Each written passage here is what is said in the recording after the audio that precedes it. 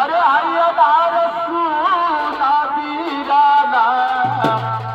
अरे कमाई दीन घरवार होला, अरे कमाई दीन घरवार भैया हैया नार सुना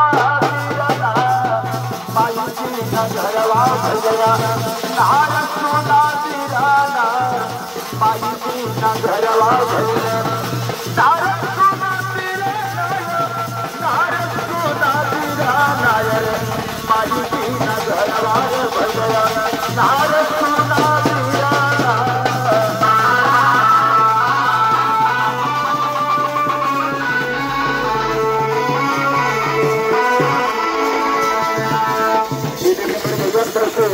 बहुत बड़े का आशीर्वाद माई के अपनी विदाई में बहुत बड़े का सम्मान सादर प्रणाम उपस्थित आप सबको सादर प्रणाम बंदी करते हैं।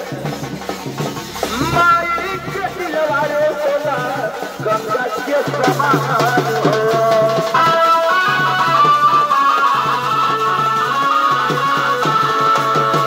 माई के दिलवारे सोना गंगा के समान हो, निर्मल विचार माई से मीठी बाजुबान है।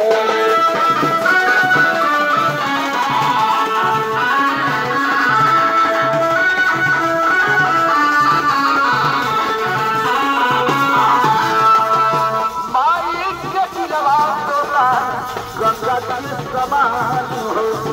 देखिए आप लोगों की तरफ से माई के अंतिम विदाई में बहुत बड़ा सम्मान। अब परमात्मा से प्रार्थना करते हैं कि सतगुरु जी सरकार माई का दिवंगत आत्मा जागी होकर माई की आत्मा के साथ दी। माई के दिलवा तोला गंगा के समान हो, निर्मल विचार माई के मीठी बाजुबान हो।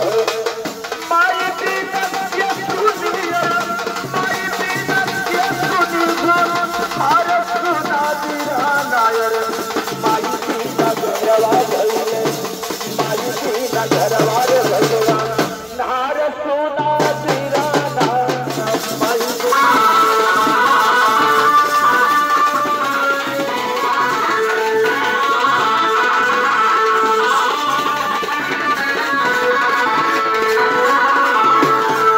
दुनिया में माई बाबू का कर्जा केहू भरे ना बोलो। देखिए बड़े भैया की तरफ से बहुत रुपये का सम्मान माई की आखिरी विदाई में आप दीदी की तरफ से 51 रुपये का आशीर्वाद माई की आखिरी विदाई में सादर प्रणाम बंदी करते हैं। माई के कर्जा लोगवा भरल ना भराई माई के कर्जा सबो भरल ना भराई लाख कमैया हो जतनो कमाई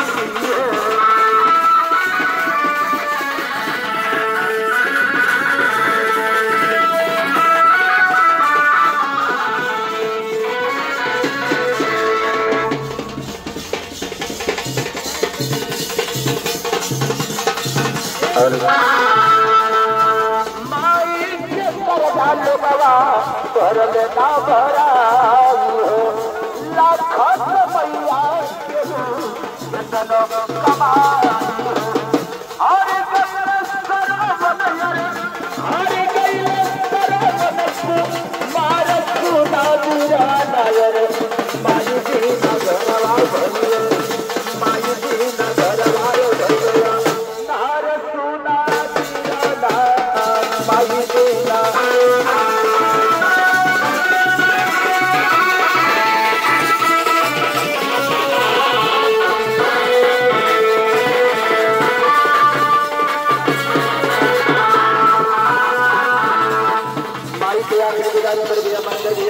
आप दीदी की तरफ से बड़े भैया लोगों की तरफ से बहुत बड़ा आशीर्वाद हमें ईश्वर में सादर प्रणाम उपस्थित आप सबके सादर प्रणाम बंदी करता नहीं।